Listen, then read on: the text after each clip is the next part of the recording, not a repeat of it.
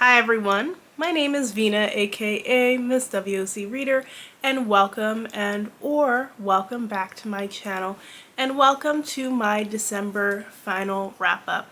So December was a pretty hectic month, especially as we got down to those last couple of weeks before Christmas. I felt like every day I had to do something for the holidays, and I didn't get like a lot of time to sit down and relax as much as I wanted to and just kick back and read some good books. But I did actually surprisingly get some books read, and so I wanted to sit down and finish talking to you about them.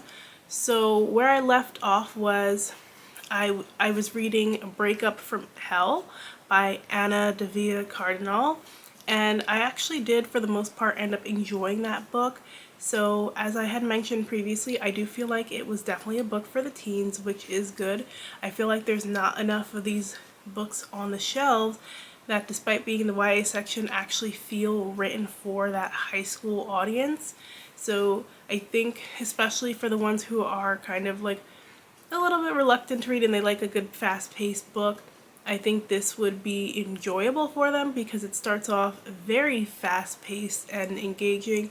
It kind of slows down a little bit in the middle, but then picks up more with like the action towards the end. So Breakup from Hell follows this girl who lives in this small town Vermont with her grandmother, and she is just so ready to leave and go off to college at UCLA. One day after church, she meets this mysterious stranger, and like there's this instant attraction for him, and she's not sure why.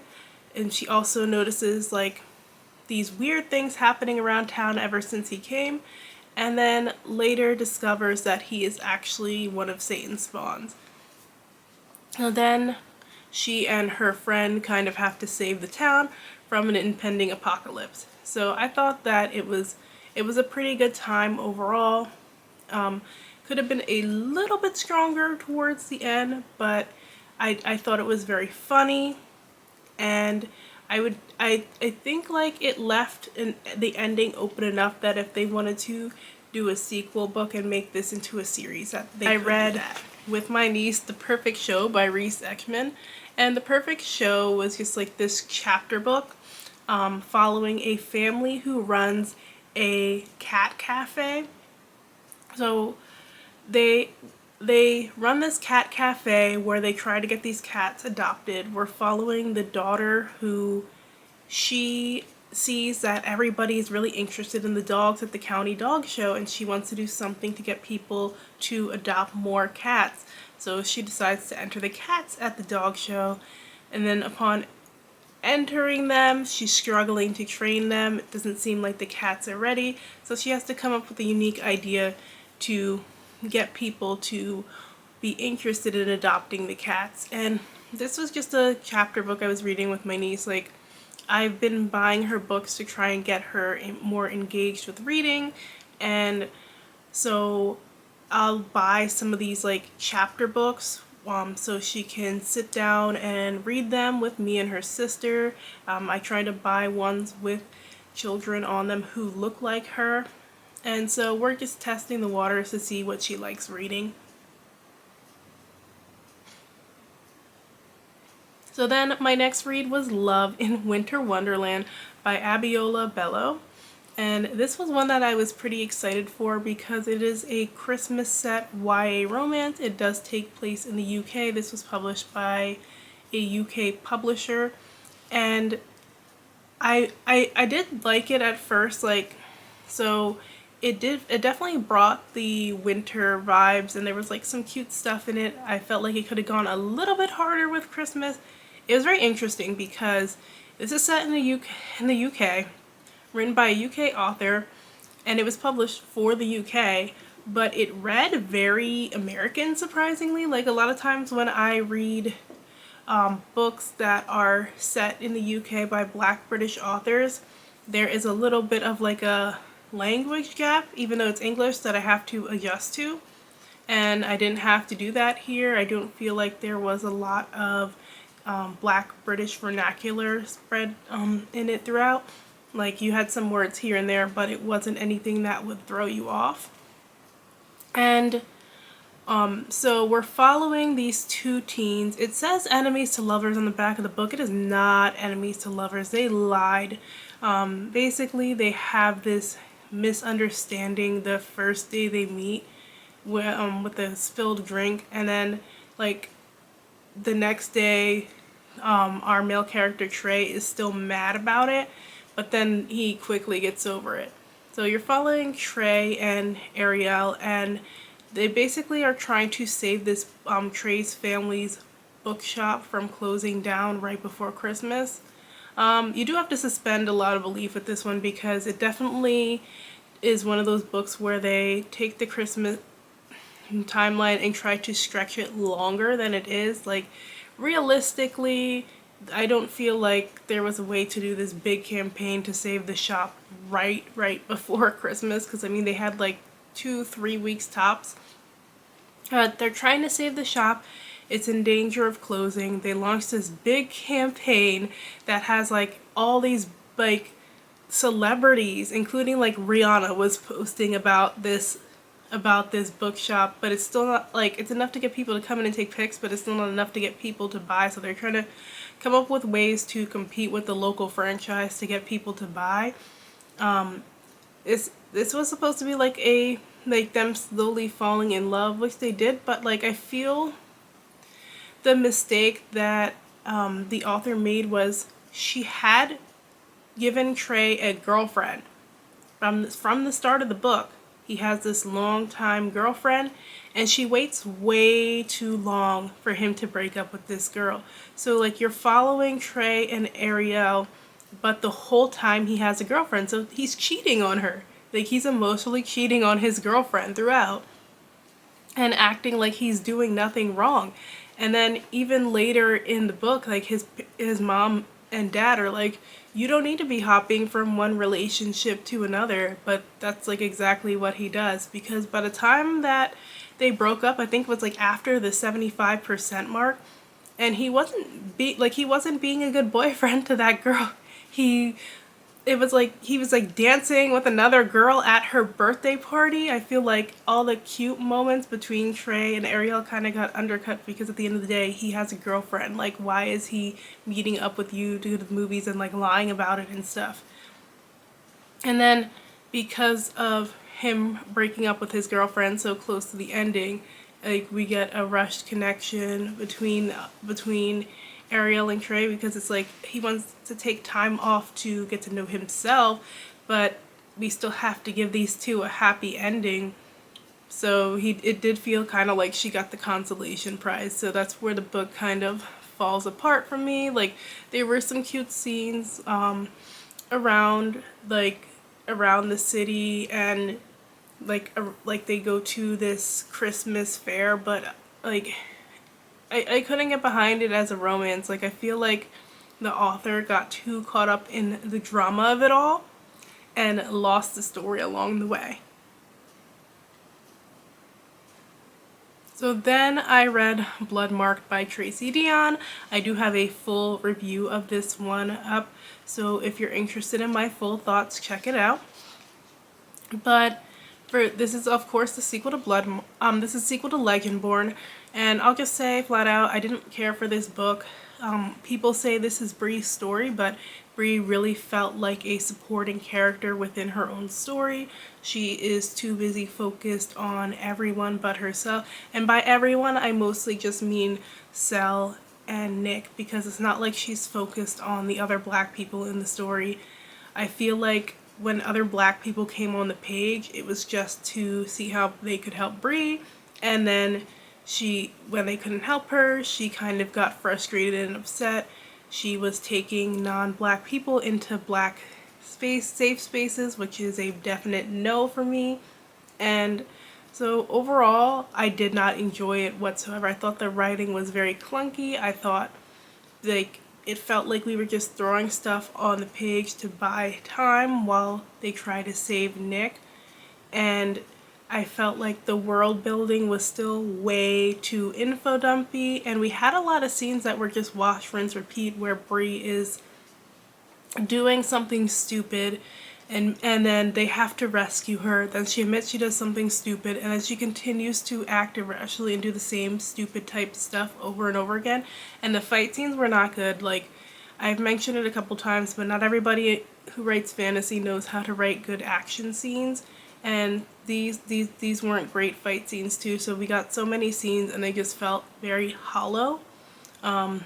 If you are a Cell fan, congrats, this will be definitely your story. There is a lot of fawning over Cell, a lot of emotional cheating that then turns to physical cheating. And Bree definitely cares more about Cell than she cares about herself. So then I read Paradise on Fire by Jewel Parker Rhodes. And this was a middle grade. I actually listened to this via audiobook while I was making food on Christmas Eve.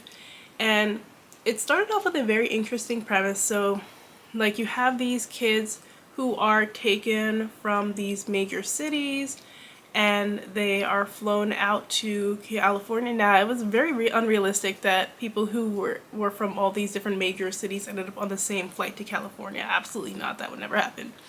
But I have heard of these types of programs where they take these kids like who are kind of like troubled youth from the inner city, and then will take them to these camps. So I just had never read something like that in a book, so that was interesting.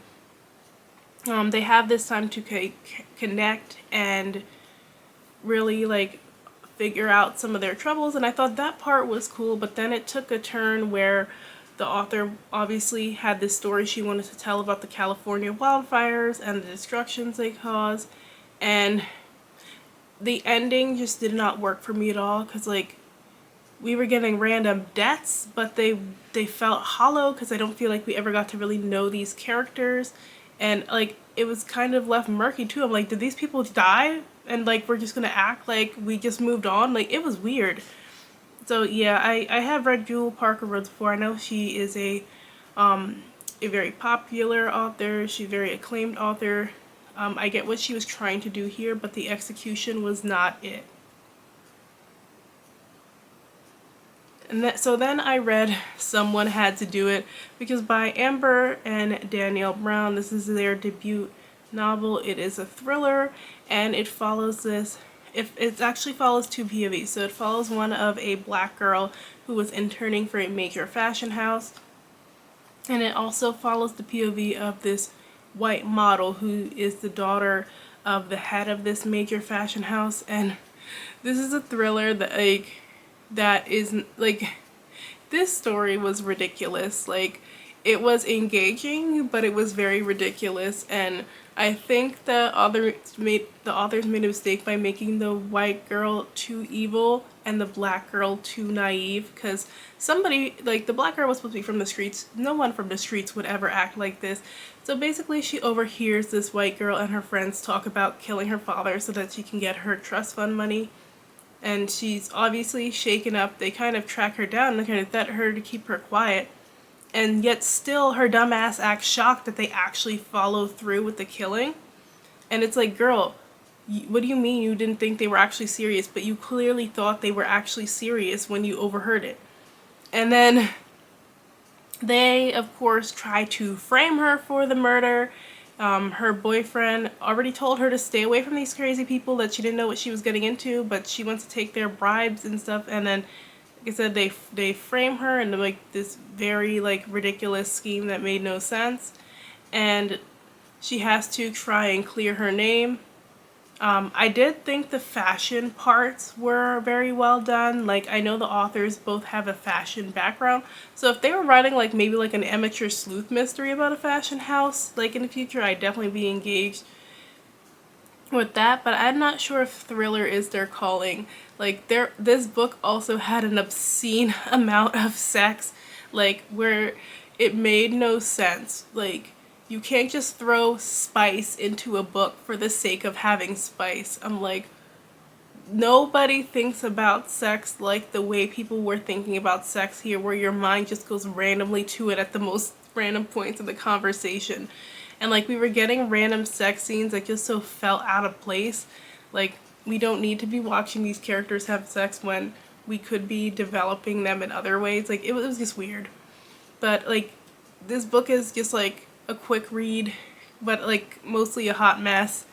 There were some parts that were interesting. I think if the characters felt more like characters instead of caricatures, it would have been a more engaging thriller. But at least it was a break from the standard secret society of white people coming to attack.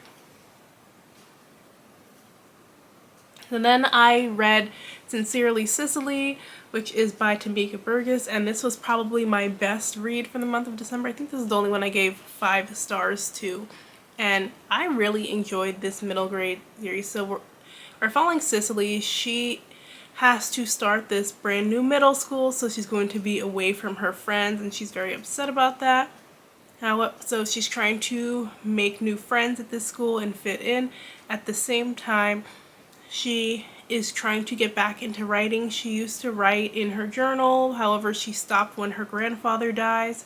And then she's also dealing with her grandmother, who has been just very rude to her recently, and she's getting on her all the time about her hair. Like, her grandmother just has like this issue with her and her braids.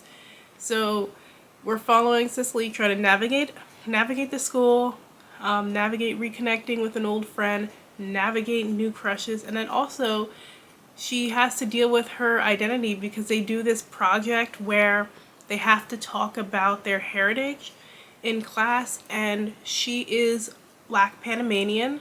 However, she keeps saying it wrong. She keeps saying she's Black and Panamanian, and people are like, how can you be Black and Panamanian? And they question her after her presentation, which her parents did warn her to actually go in depth and show them like the cool stuff about Panama, and she just thought she had this assignment down in the bag. So she ends up learning more about her Black Panamanian heritage, and like it is very interesting. Some of this stuff I already knew, but there was also like little things in here about notable figures that I had not heard of. I think it is a great starting point for anybody who is interested in that types of stuff. Like, we even get a little bit into the history of reggaeton, which I thought was very awesome because we don't acknowledge enough how whitewashed that genre became when it did start as black music and as just Spanish translations of the popular reggae and dancehall music that was already out. So I really did enjoy this story. I thought the family felt very realistic, including the grandmother. Like, some of these conversations that they were having in this book, like, have definitely been conversations that were had in my household. I love that we really did dive deep into her background, like, because her family is Black Panamanian. Some of them came from Barbados and some of them came from Jamaica originally to work on the canal, so we kind of get into that history a little bit, which was pretty cool. I said Cicely is navigating her first crush, which is her best friend's cousin. So you have her trying to figure out her feelings there, while also figuring out what she wants to write for the school magazine, and she's dealing with this mean girl at the school who won't leave her alone. So it was overall, I think, a very realistic book, and I think teens are going to enjoy it. Like, I went and requested some copies at my library because I can definitely see some of the girls in my neighborhood reading something like this. So after Sincerely Sicily, I did try to finish off my TBR and read the Davenports, but I just wasn't engaged with the Davenports, so I got to the 20% mark and ended up DNFing. I really was looking forward to it because we don't see enough Black historical stories, and this is like about a rich, this prompts like a story about a rich family in the 1920s Chicago. So we're actually following 4 characters in here, which I have yet to read a debut where I think the author balanced more than 2 POVs well. It's very hard, especially in like a shorter YA, to balance 4 main characters, and I feel like 2 of them could have been in this book and then 2 of them could have been in another book, because we're following 2 girls from the same rich family, then you're following their maid, then you're following their friend whose family is kind of losing their money. And so I didn't really feel like engaged with any of their stories, which is why I ended up DNFing, because like there was no urgency for me to read. I felt that the author did not do a good job setting up the 1920s setting from the start. It felt like a contemporary story. There were a couple of times where I had to pause and be like, well, does this actually fit the time period? Because it feels like a little off here. And I don't like to fact check when I'm reading historical fiction. Like, I don't need it to be 100% accurate, but I do prefer if we take the time to make it accurate to the setting. Like, that's part of the reason why I read historical stories, to be engaged in that time period, and that just wasn't happening. Like, it felt very modern. I guess this is supposed to be like a Bridgerton like type of world, inspired world almost, but with a little bit of realism. I just had a hard time connecting to any of the girls because they weren't very engaging voices, and they all had a very similar storyline of trying to find like that person that they're going to end up marrying. And they had already, by the time like I stopped reading, I think they all I think they all had met their potential love interest, and I'm like, I didn't get any sparks right off the bat. So I just ended up putting it down. Like, I promised myself I wouldn't force myself to read these stories I feel like are going to be a 3-star read for me. If I know early on it's going to be like a 3-star. And so I had went to Goodreads and I read Ashley from the Bookish Realms review, and I saw that she gave it a 3-star. And I think in these types of stories, she and I are looking for like similar things, and it wasn't giving her what she wanted from the historical setting either. And she's like, it just didn't work out for her. So like when I was reading her review, I'm like, yeah, this probably isn't going to work out for me either. So that was everything that I read in the month of December. Like I said, it was crazy. Hopefully January is going to be a more chill month. If you like this video, leave a little heart emoji. And thanks so much for watching. I will check in with you guys soon. Bye!